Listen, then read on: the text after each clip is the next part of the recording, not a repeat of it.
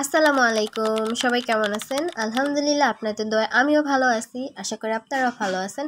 তো আজকে আপনাদের সামনে একটা বিরিয়ানি রেসিপি নিয়ে চলে আসলাম। তো এখানে সব কিছু উপকরণ একসাথে সাজিয়ে নিছি, যা যা লাগবে সব কিছু। তো চুলার ফ্লেম অন করে নিলাম, বিরিয়ানির জন্য পাতিলা বসিয়ে দিছি। পরিমাণ মতো তেল দিলাম, সয়াবিন তেল। পেঁয়াজ কুচি দিয়ে দিছি। তো পেঁয়াজ কুচিগুলো বাদামি হওয়ার পর তেজপাতা দিয়ে দিব। এই তো তেজপাতা দেওয়া শেষ। সব কিছু একসাথে ভাজা হলে আদা রসুন পেস্ট দিয়ে দিব।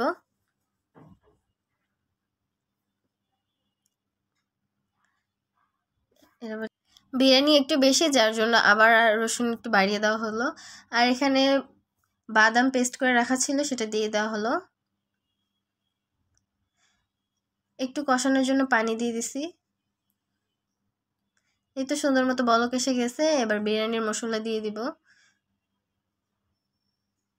বিরিয়ানি মশলাতে সব কিছু দেওয়া থাকে, আলাদা করে কিছু দিতে হয় না, কিন্তু তাও আমরা বিরিয়ানি বেশি দেখে একটু আলাদা করে দিলাম জিনিস, টেস্ট আরও ভালো হয়। আর এখানে 1 কাপ দুধ দিয়ে দিলাম। এবার এটা বলক আসা পর্যন্ত নাড়তে থাকবো।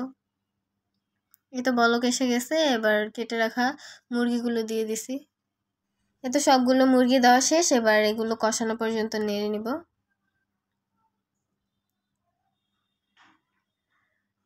এই তো এবার ঢাকনা দিয়ে ঢেকে দিব কষানো হওয়ার জন্য। এই তো আমাদের মুরগি কষানো শেষ। এবার একটু নেড়ে চেড়ে কেটে রাখা আলুগুলো দিয়ে দিব।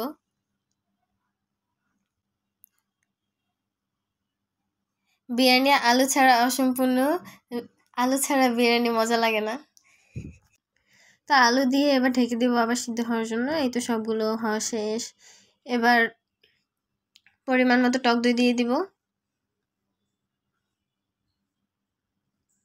সব পোশাকগুলো একসাথে মিক্স করা শেষ। এবার ধুয়ে রাখা কাঁচামরিচগুলো দিয়ে দিব।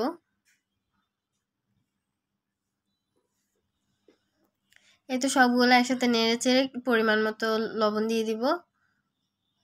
এই তো আমাদের সবগুলো একসাথে কষানো শেষ। দেখেন কি সুন্দর একটা কালার আসছে মুরগিগুলোতে। বিরিয়ানিটা খেতে অসম্ভব টেস্ট হয়েছে। বিরিয়ানির কালারটা অনেক সুন্দর হয়েছিল। আমরা এক্সট্রা কোনো মশলা দিইনি, প্যাকেটের মশলা ধুয়ে রাখা পোলাও চালগুলো দিয়ে দিলাম। সবগুলো একসাথে হালকা করে ভেজে নিব। সবগুলো একসাথে বিরিয়ানিটা যত ভালো করে ভাজা হবে তত ভালো টেস্ট হবে। তো সুন্দর করে সবগুলো একসাথে মিক্স করে ভেজে নিব। এই তো সবগুলো সুন্দর মতো ভাজা হয়ে গেছে।